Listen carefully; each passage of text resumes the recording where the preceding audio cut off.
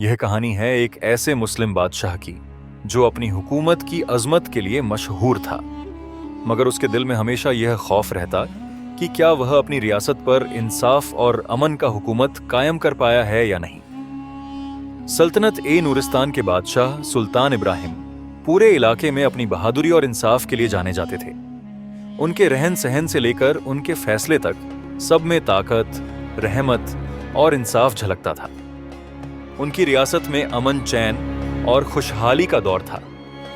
लोग उन्हें सुल्तान ए अदल यानी न्याय का बादशाह कहते थे, लेकिन सुल्तान इब्राहिम को कभी कभी रातों को नींद नहीं आती थी। वो सोचते रहते थे कि क्या उनके बनाए हुए कानून और फैसले हक़ में सही हैं?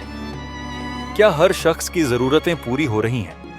या कहीं कोई उनकी हुकूमत में अपने हक से महरूम तो नहीं हो रहा? अजनबी का ख्वाब।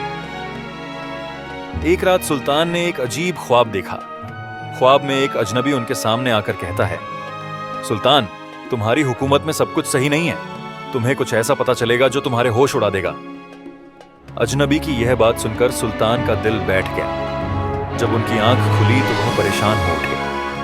उन्हें लगा कि शायद अल्लाह उन्हें किसी इशारे के तौर पर यह ख्वाब दिखा रहे हैं। उन्होंने फौरन अपने वजीर को बुलवाया और अपने ख्वाब के बारे में बताया।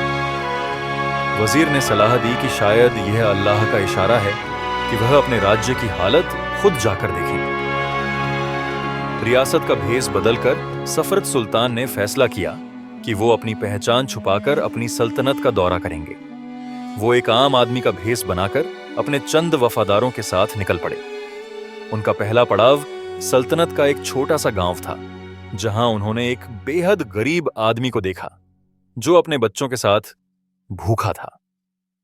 सुल्तान ने उससे पूछा, भाई, क्या तुम्हें रियासत की तरफ से कोई मदद नहीं मिलती?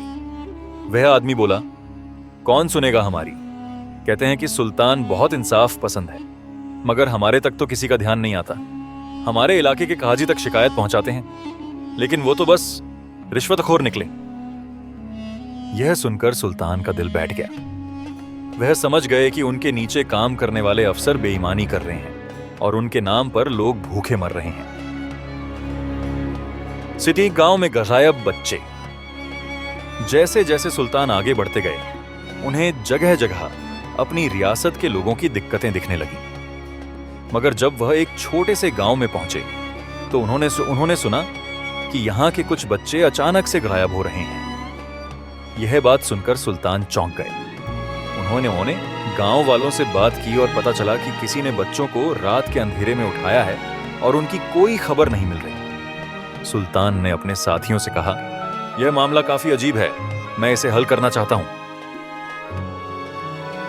गुप्त तहकीकात।